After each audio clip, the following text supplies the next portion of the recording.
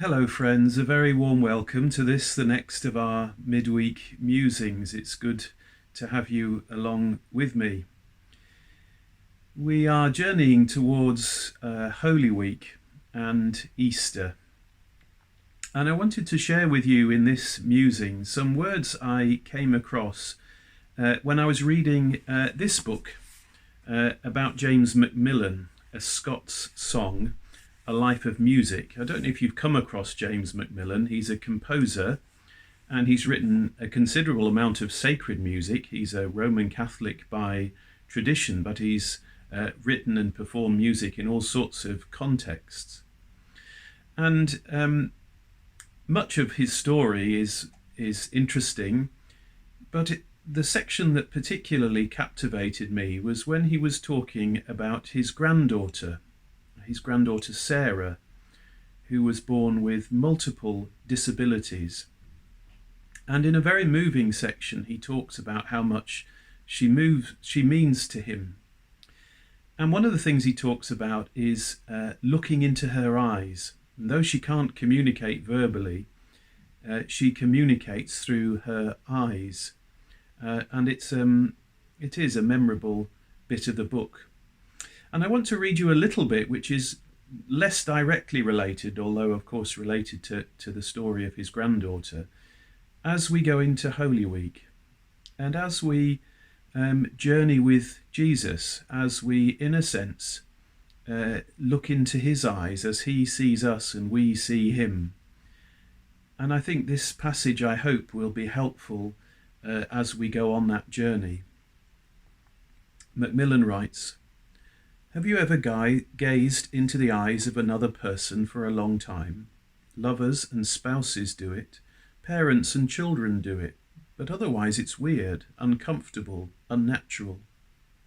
20 years ago, Erling Kagge discusses in silence the psychologist Arthur Aaron, who conducted an experiment.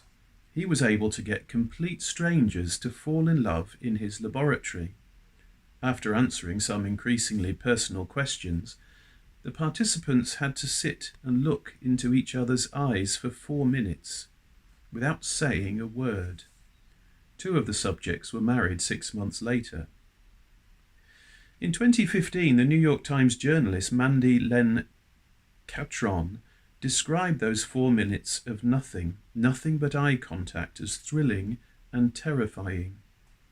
I know the eyes are the windows to the soul or whatever, but the real crux of the moment was not just that I was really seeing someone, but that I was seeing someone really seeing me.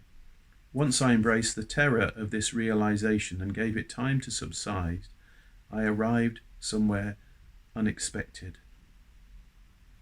In this scenario, 4 minutes becomes a very long time. It is as though one is being pulled to the other. I sometimes thought about this when I stared into the eyes of my little granddaughter Sarah. She had cortical vision impairment, but her eyes were beautiful and didn't seem defective. She would stare back at us with delight. Looking at Sarah, I sometimes think I was perhaps gazing silently into the eyes of an icon. Doing so is meant to let us see into the beauty of the divine presence. The icon's eyes become windows into the soul of God, and God looks back.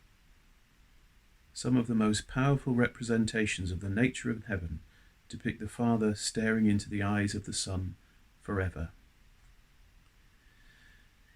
So I offer you those words with the thought of Jesus staring, looking at us. And what would that gaze look like? I know we've been in that territory a little bit before, but it came to me with a fresh vividness having read Macmillan's words. And so as we go into this holiest time of the year, we pray for grace to see more fully what this story means for us. And we pray that if we were to look into the eyes of Jesus, he would see our eyes of longing, of hoping, of loving. A reflection in some small, limited way of his gaze on his world. God bless you. Good to be with you. Thank you for giving this time to be here today, and I hope to see you all soon, and see and look into your eyes. Okay, God bless. Bye for now.